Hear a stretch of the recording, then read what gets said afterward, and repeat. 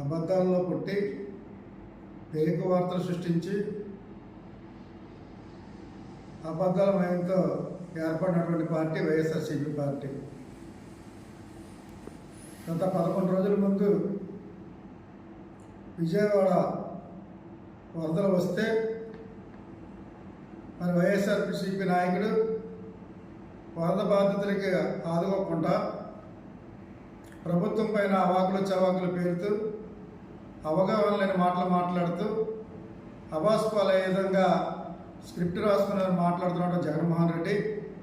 మరి బాధితుల దగ్గరికి వెళ్ళేటప్పుడు ఈరోజు వరకు కూడా నువ్వేమైనా సహాయం చేసావా బాధితులుగా అడుగుతున్నా. మీ పార్టీ తరపున కానీ మీ సంస్థల తరపున కానీ మీ తరపున కానీ ఎన్ని కోట్లు సాయం చేసి ఎంత ఇచ్చామనేది ప్రజలందరికీ తెలుసు. ఈరోజు మరి 74 సంవత్సరాల్లో ఒక పెద్దాయన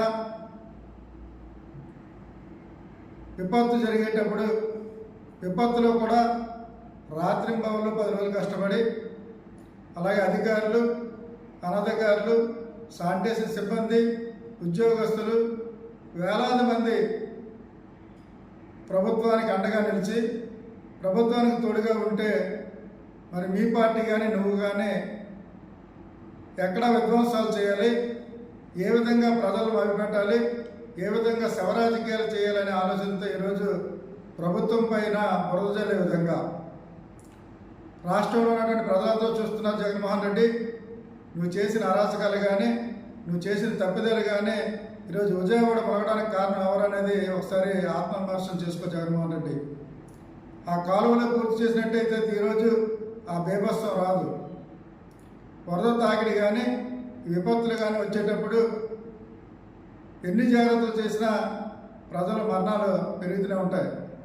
ఎందుకంటే విపత్తు తక్కువ వస్తుందని అంచనాలు వేస్తారు, విపత్తు ఒక్కోసారి ఎక్కువ కూడా అవ్వచ్చు. అది మన చేతుల్లో ఉన్నది కాదు, ప్రభుత్వం చేతుల్లో కూడా విపత్తు ఉండదు. ఎందుకంటే విపత్తు వచ్చేటప్పుడు ఏది కూడా చెప్పి రాదు. దాన్ని అరికట్టవలసిన బాధ్యత ప్రభుత్వంపై ఉండేటప్పుడు కూడా విమర్శలు చేసే విధంగా మేము చేసే విమర్శలన్నీ కూడా తప్పిదాలు అనేది తెలుగుదేశం తరఫున ఖండిస్తున్నాం. ఎందుకంటే మీరు మాట్లాడే మాటల్లో పొంతన ఉండదు, మీరు మాట్లాడే యాసలో పొంతన ఉండదు, మీరు చెప్పే విధానంలో పొంతన ఉండదు. మీరు రోత పత్రికలో రాసుకున్నటువంటి దాన్నే మీరు మాట్లాడుతుంటారు.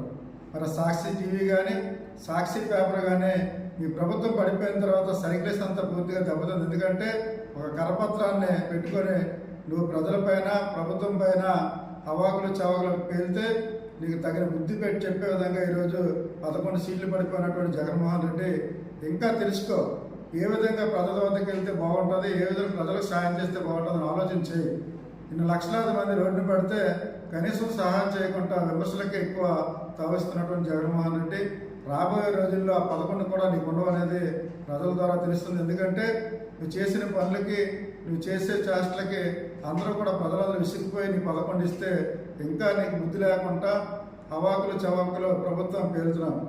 అది ఒకసారి ఆత్మవిమర్శనం చేసుకొని రాబోయే రోజుల్లో అయినా సరే ప్రజలకు ఏం కావాలో దాని మీద మీరు పోరాడితే బాగుంటుంది అనేది తెలుగుదేశం పార్టీ తరఫున మీకు తెలియజేస్తూ హెచ్చరిస్తూ రాబోయే రోజుల్లో ప్రభుత్వ పరంగా అన్ని విధాలుగా కూడా బాధ్యతల్ని మరి నారా చంద్రబాబు నాయుడు కానీ పవన్ కళ్యాణ్ కానీ ఆదుకునే విధంగా చర్యలు తీసుకుంటారని, బాధ్యతలు అందరికీ కూడా పక్కాగా న్యాయం చేసే విధంగా ప్రభుత్వం ముందుకెళ్తుందని తెలియజేస్తూ సెలవు తీసుకుంటారు.